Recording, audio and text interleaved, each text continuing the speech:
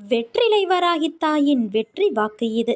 என் தங்கமே, நேரம் கூடி விட்டது. காத்திருந்தது போதும் என் குழந்தையே.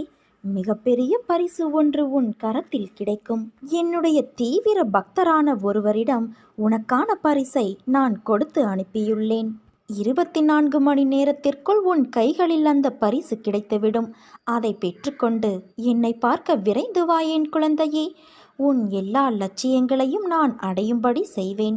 இதற்காக நான் உன்னிடம் கேட்பது விசுவாசமும் உற்சாகத்தோடும் பொறுத்திருப்பதும் மட்டுமே. வாழ்க்கையில் உனக்கு எதிராக நிற்கும் விஷயங்களை நீ என்றைக்காவது கவனித்தது உண்டா?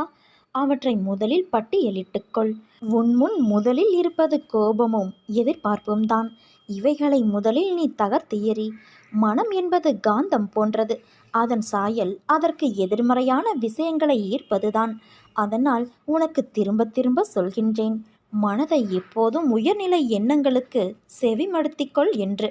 உனக்குள் உள்ள அனைத்துமே நான் தான். உன் அப்பாவாகவும் உனக்கு ஒரு நல்ல அம்மாவாகவும் உனக்கு ஒரு நல்ல வழிகாட்டியாகவும் நான் இருக்கின்றேன். உனது உள்ளம் வேறு பாதைக்கு தடம் புரளாது. சக்கரத்தின் நிலை போலத்தான் வாழ்க்கையும். அதை வழி நடத்தினால்தான் சக்கரமும் சக்கரம் போன்று ஓடும். வாழ்க்கையும் அப்படித்தான் என் குழந்தையே. உன்னுள் நீ பயப்படுகின்ற பயமும் நடுக்கமும் ஏன்? இது சரியாக வருமோ வராதோ, தவறாக எண்ணி விடுவோமோ என்ற எண்ணுதல் வர வர உன்னை நீ தொலைத்து கொண்டு இருக்கிறாய். நீ எனக்கு கிடைத்த அற்புதமான குழந்தை. என்றும் உன்னோடு நான் இருப்பேன் என் தங்கமே. எவன் ஒருவன் எப்போதும் என்னை அவன் மனதில் இருத்தி எனக்கு நிவேதனம் செய்யாமல் உணவை ஏற்க மாட்டானோ, நான் அவனுடைய அடிமை. என்னிடமே வேட்கை கொண்டு மற்ற எல்லாவற்றையும் துச்சமாக கருதுபவனுக்கு நான் அதே போலத்தான் இருப்பேன். என் குழந்தையே, நீ எப்போதும் வாய்மையை கடைபிடிக்க வேண்டும். நீ அளித்த வாக்குறுதிகள் யாவற்றையும் நிறைவேற்ற வேண்டும். விசுவாசமும் பொறுமையும் கொண்டிரு. நீ எங்கே இருந்தாலும் எல்லா நேரங்களிலும் நான் உன்னுடனேயே இருப்பேன். அனைத்து சூழல்களிலும் நம்முடைய மனநிலையை அமைதியாக வைத்துக்கொள்ள பழக்கப்படுத்தினால் பல்வேறு பிரச்சனைகளுக்கு சுலபமாக தீர்வு கிடைக்கும். தனக்கு தெரியாது என்பதை தெரிந்து வைத்திருப்பவரே மிக உயர்ந்தவர். தனக்கு தெரியாததை தெரிந்தவர் போல பாசாங்கு செய்கிறவர் மனம் நலிந்தவர். நிறைய தகவல்களை திரட்டி வைத்திருக்கலாம், சாஸ்திரங்கள் பல படித்திருக்கலாம். அவைகள் எல்லாம் நீ அறிந்திருப்பதல்ல. உன்னுடைய ஜீவிதத்தின் சாத்திரங்களை படித்தால் ஒழிய எந்த சாத்தியமும் இல்லை. உனக்குள் மறைந்திருக்கின்றன அந்த கீதையும் பைபிளும் குரானும். உன்னையே உனக்கு தெரியாது என்றால் நீ வேறு எதைத்தான் தெரிந்து வைத்திருக்க முடியும்? உன்னையே நீ அறிந்து கொண்டால் அனைத்தையும் தெரிந்து கொள்ளலாம். கர்மங்களை குறைத்து கொள்ள ஒரே வழி என்ன தெரியுமா? அதை தைரியமாக அனுபவிப்பது மட்டும்தான். எப்போதும் என்னை நினைத்து என்மேல் நம்பிக்கை கொண்டு இருந்தால் அதை அனுபவிக்கும் சக்தியை நான் உனக்கு கொடுப்பேன். அது துன்பம் என்ற எண்ணம் உன்னில் ஏற்படாமல் நான் செய்வேன். உனக்குள் ஒரு தேடல் எப்போதும் இருக்க வேண்டும். தேடல்தான் உன்னை தேங்கி நிற்க விடாமல் முன்னேற வைத்து கொண்டே இருக்கும். நம் வாழ்க்கை பயணம் சில நேரங்களில் சுலபமாகவும் சில நேரங்களில் கடினமாகவும் இருக்கலாம். அனைத்தையும் கடந்து வர முயற்சி செய். இறைவன் எப்பொழுதும் உனக்கு துணையாக இருப்பார். உன் எண்ணங்களை சிறப்பாக மாற்ற முயற்சி செய். எந்த சூழ்நிலையிலும் சோர்ந்து விடாதே குழந்தையே. நம் விதி மிகவும் வலிமையானது. இறைவன் அதைவிட வலிமையானவர். இறைவனை நம்பி உன் பயணத்தை தொடர்ந்து செய். என்றும் நல்லதையே எண்ணு. உன் இன்றைய எண்ணங்கள் நாளை உன் வாழ்வாக மாறும். என் பிள்ளையே, நாளை என்பதை என்னிடம் ஒப்படைத்து முடிந்த நன்மைகளை இன்று நீ செய்திடு. நியாயமாக உனக்கு கிடைக்க வேண்டிய எல்லாம் கிடைக்கும். காயத்திற்கு மருந்தும் காத்திருந்ததற்கு விருந்தும் கிடைக்கும். என் அருள் உன்னை வந்து சேரும் என் குழந்தையே. நீ நினைத்த காரியம் நடக்கவில்லை அல்லது கிடைக்கவில்லை என்றாலோ சோர்ந்து விடாதே. காரணமில்லாமல் எதுவும் தள்ளி போகாது. இன்று நடக்கவில்லை என்றாலும் நிச்சயம் அது விரைவில் நடக்கும். நம்பிக்கையோடு இரு. எல்லாமே இங்கு நன்மைக்காகத்தான் நடக்கின்றது. உனக்குள் நான் இருக்கும்போது நீ எதற்கு உனக்கு யாரும் இல்லை என்று நினைத்து புலம்புகிறாய்? அந்த எண்ணம் தவறானது, ஆபத்தானதும் கூட. எல்லா சுமைகளையும் நீ என்னிடம் கொட்டிவிட்டாயல்லவா? பிறகு ஏன் இன்னும் வருத்தப்பட்டு கொண்டே இருக்கிறாய்? உலகில் உள்ள அனைவருக்கும் ஒவ்வொரு விதமான சுமைகள் இருந்து கொண்டேதான் இருக்கும். உனக்கு சிறியதாகப்படும் பிரச்சனை மற்றவர்களுக்கு பெரியதாக இருக்கும். அவர்களுக்கு சிறியதாக தெரியும் பிரச்சனை உனக்கு பெரிய பிரச்சனையாக இருக்கும். உன் வாழ்வில் நீ தைரியமாக உன்னை சூழ்ந்துள்ள துயரங்களை எதிர்த்து நின்றால்தான் அதை வெற்றி காண முடியும். நீ போகும் பாதையில் மோசமான மனிதர்களின் ரூபத்திலோ வேறு ஏதாவது ஒரு வழியிலோ உனக்கு தடைகள் வரும். அதை கண்டு நீ அஞ்சாதே. நம்பிக்கையோடு உன் இலக்கை நோக்கி நீ போய்கொண்டே இரு. உன் கடமைகளிலிருந்து ஒரு நாளும் தவறாதே. பிறகு பார், நீ இதுவரை எதிர்த்த வேதனைகள் எல்லாம் இப்போது எப்படி காணாமல் போனது என்று நீ நினைத்து வியக்கும் அளவிற்கு நிச்சயம் மாறுதல்கள் நடைபெறும். நம்பிக்கையோடு நான் கூறும் வார்த்தைகளை பின்பற்று.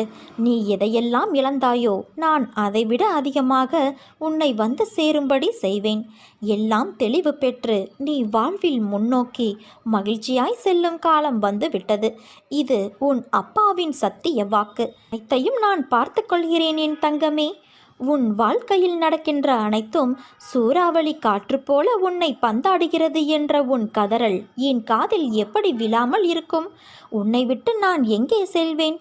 என் பிள்ளையின் இதயத்தில்தான் என் உயிர் வாழ்கிறது.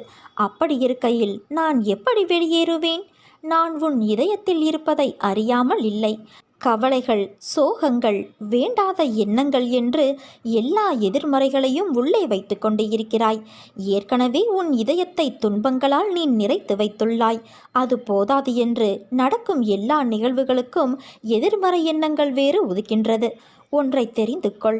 எதிர்மறை எண்ணங்கள் என்பது காந்தக்கல் போன்றது. அதன் தன்மையே எல்லா எதிர்மறைகளையும் அதனுள் ஈர்ப்பதுதான். அதன் பிடியில்தான் கர்மா என்ற வினைகள் சிக்கி அதில் தோன்றும் எண்ணங்களால் உன்னை தூள் தூளாக்கி உன் புத்தியை சிதற செய்கின்றது. அதன் கையில் உன்னை சிக்க விடாமல் உனக்குள்ளே இருந்து கொண்டு நான் யுத்தமிட்டு கொண்டு இருக்கிறேன்.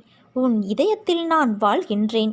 அதன் பொருட்டே உன் இதய துடிப்பின் ஓசையாய் உணர்த்த முயற்சி செய்கின்றேன். ஆனால் நீயோ ஓசை கேட்டும் உன் பிரச்சனைகளை அந்த ஓசைக்கு எதிர் ஓசையாய் ஒலிக்கின்றாய். பிறகு எப்படி என்னை நீ முழுவதுமாக உணர்வாய்? உன் மனதை துன்பம் என்ற திரையை வைத்து போத்தி வைத்துள்ளாய். அதை தூக்கி எறி. அப்போது உன் மனதில் ஒரு பெரிய ஒளிச்சுடர் தெரியும்.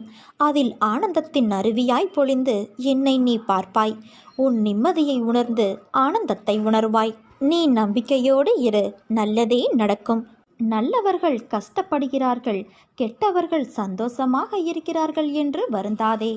எல்லாம் கர்ம வினைதான் காரணம். வினைதான் காரணம் என்றால் அப்பா நீ எதற்கு என்று கேள்வி கேட்கிறாயல்லவா? உன் வினையை எளிதில் கடக்கவும் அதிலிருந்து உன்னை காப்பாற்றுவதும் நானே.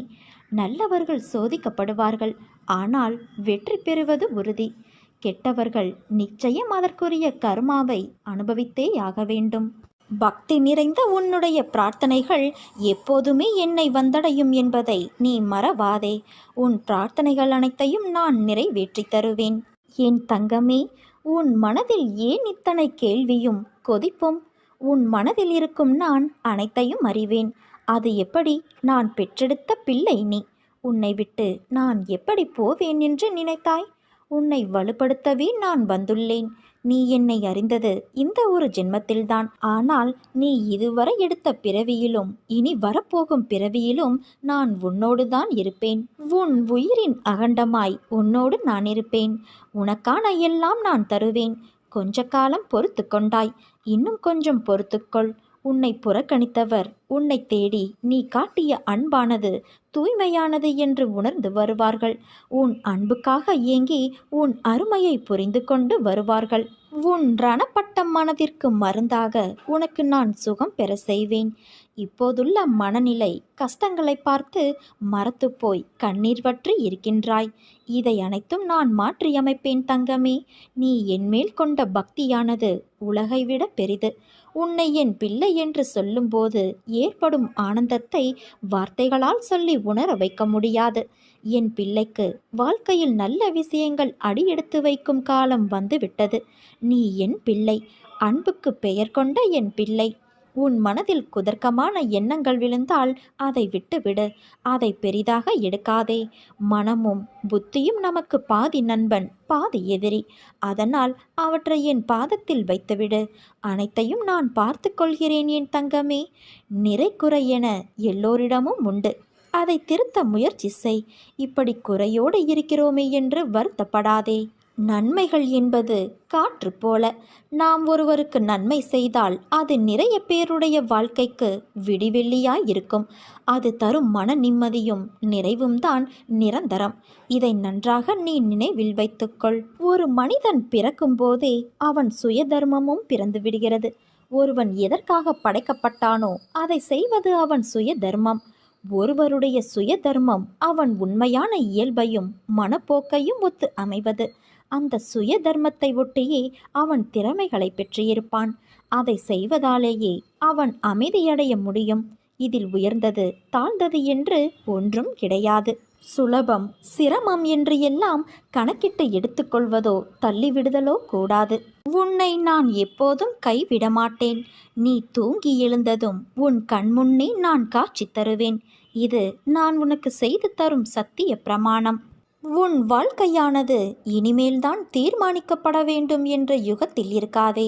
அது ஏற்கனவே தீர்மானிக்கப்பட்டது. அது விதி. உன் வாழ்க்கையில் ஆறாக, அருவியாக, கடலாக, சீற்றங்களும் இடம்பெறும்.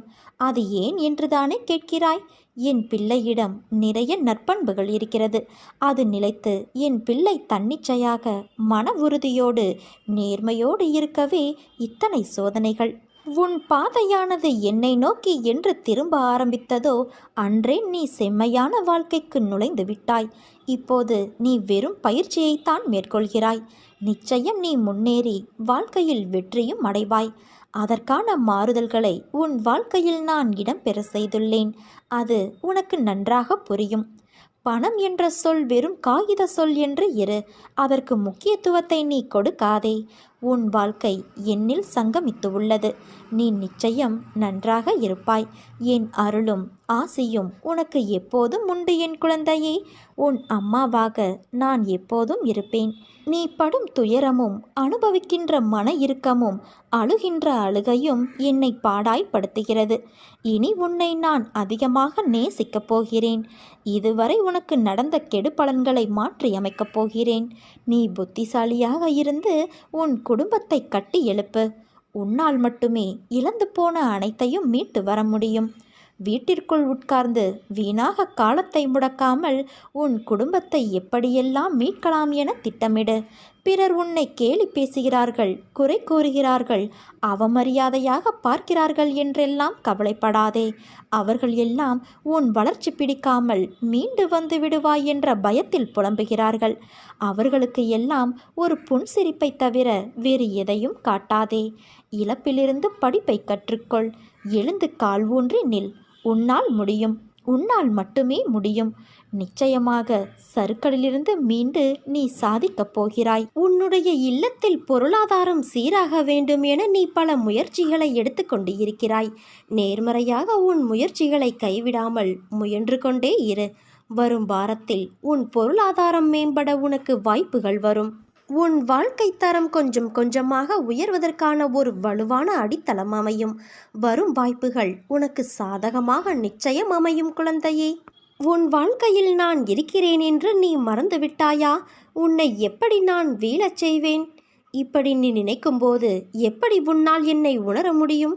உன் இதயத்தில் நான் வாழ்கிறேன் என்று. கஷ்டம் யாருக்குத்தான் இல்லை? உனக்கு, உன்னை சுற்றியுள்ளவர்களுக்கு, ஏன் உன் அன்னையான எனக்கும் உண்டு. கஷ்டத்தை மட்டுமே யோசித்து கொண்டு இருந்தால் உனக்கு எப்படி முன்னேறத் தோன்றும்? உன்னோடு உன் அன்னையான நான் இருக்கிறேன். உன்னை என்றும் நான் திசை மாறவிட மாட்டேன் குழந்தையே. நீ என் உயிராய் இருக்கிறாய். எப்போதும் என் பிள்ளையாய் இருப்பாய். உன் வாழ்க்கையில் முன்னேற நிச்சயம் உன் அன்னை நான் வழி காட்டுவேன். அதில் நிச்சயமாக நீ பயணிக்கப் போகிறாய். வெற்றியும் அடையப் போகிறாய். உனக்கு ஒரு கதை சொல்கிறேன் கேள். புல் மூங்கில் கதை உனக்கு தெரியுமா? நான் சொல்கிறேன். புல்லை நீ மண்ணில் நட்டு வைத்ததும் வளர்ந்துவிடும். ஆனால் அது சிறிதாய்தான் இருக்கும். அதற்கு மேல் அது வளரும் தன்மையுடையது அல்ல.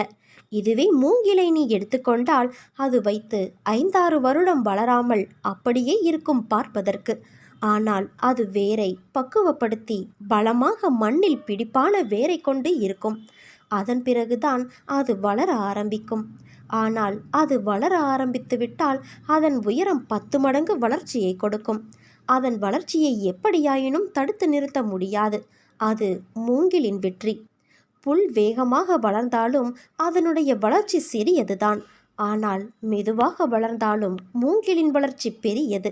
உனக்கு வெற்றி கிடைக்க நேரமாகிறது என்று வருந்தாதே என் பிள்ளை. நீ வளர்ந்து உயரமாக நிற்கப் போகின்ற மூங்கில் மரம். அதனால் பயப்படாதே குழந்தையே. நிச்சயம் நீ வெற்றி அடைவாய். உன்னுள் எழும் கோணலான சிந்தனைகளை நான் மாற்றுவேன். அது உன் மனதை ரணப்படுத்தி கொண்டு இருப்பதை எப்படி என்னால் உணராமல் இருக்க முடியும்? நிச்சயம் நீ நிம்மதியடைவாய். நீ ஜெயமாக, நன்றாக, மன நிம்மதியோடு, சந்தோஷமாக, உன்னை சேர்ந்தவர்களோடு வசந்தமாய் வாழ்வாய் குழந்தையே. உன் பலத்தை நீயே நம்பவில்லை என்றால் வேறு யார் நம்புவது? நம்பிக்கையோடும் மன தைரியத்தோடும் நிதானமாக யோசித்து செயல்படு. உன் காரியம் நிச்சயம் கைகூடும். நிகழ்காலம் உனக்கு கடினமாக இருந்தாலும் இது நிரந்தரம் என்று நினைத்து கொள்ளாதே. நிலைகள் மாறும், காலம் மாறும். மாறவில்லை என்றால் உன் அன்னையான நான் உனக்காக மாற்றுவேன். யாருக்கும் தெரியாமல் நீ அழுதாலும் உனக்கே தெரியாமல் உன் கண்ணீரை துடைக்கும் கைவிரல் போல உன் அன்னை நான் இருப்பேன்.